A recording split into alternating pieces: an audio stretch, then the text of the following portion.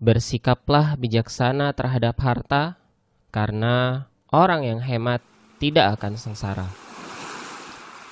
Ada seseorang mengatakan, kumpulkanlah uangmu, karena kemuliaan itu ada dalam harta, dan engkau bisa melakukan apa saja tanpa paman dan bibi. Falsafah yang mendorong untuk menghambur-hamburkan harta, membelanjakannya pada tempat yang tidak benar, atau justru tidak ada niatan untuk mengumpulkan harta sama sekali, merupakan falsafah hidup yang salah.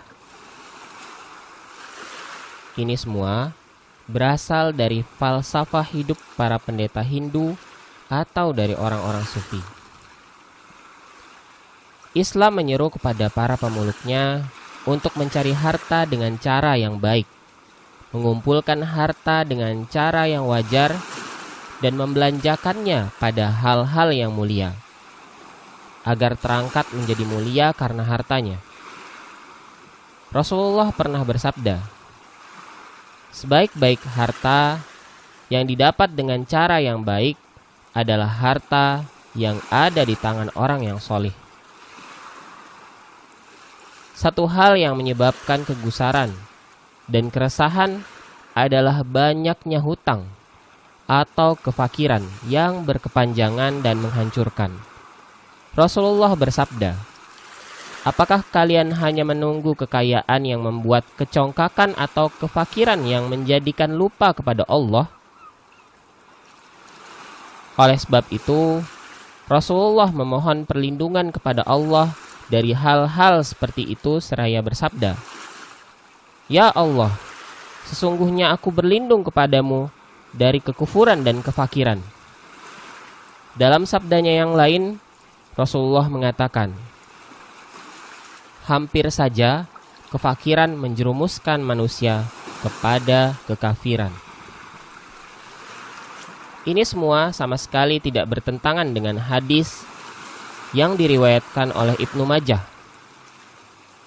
Berzuhudlah engkau terhadap dunia, niscaya Allah akan mencintaimu, dan berzuhudlah engkau terhadap apa yang ada pada sesama, niscaya mereka akan mencintaimu.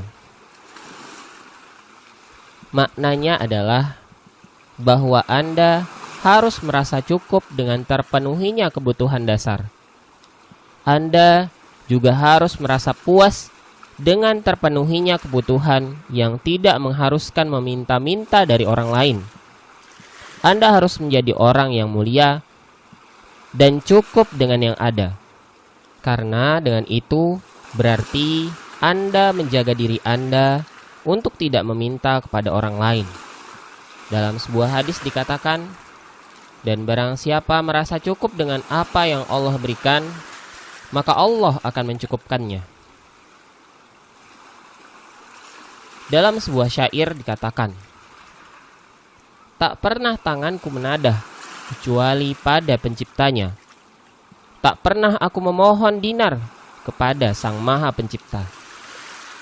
Dalam sebuah hadis sahih disebutkan, sesungguhnya jika engkau meninggalkan para pewarismu dalam keadaan kaya, jauh lebih baik daripada engkau harus meninggalkan mereka dalam keadaan miskin dan meminta-minta. Seorang penyair menegaskan tentang harga diri ini.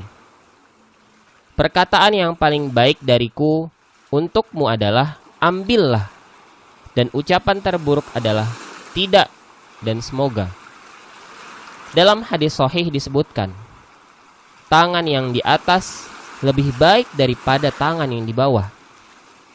Tangan yang di atas adalah tangan yang memberi, sedangkan tangan yang di bawah adalah tangan yang mengambil dan meminta.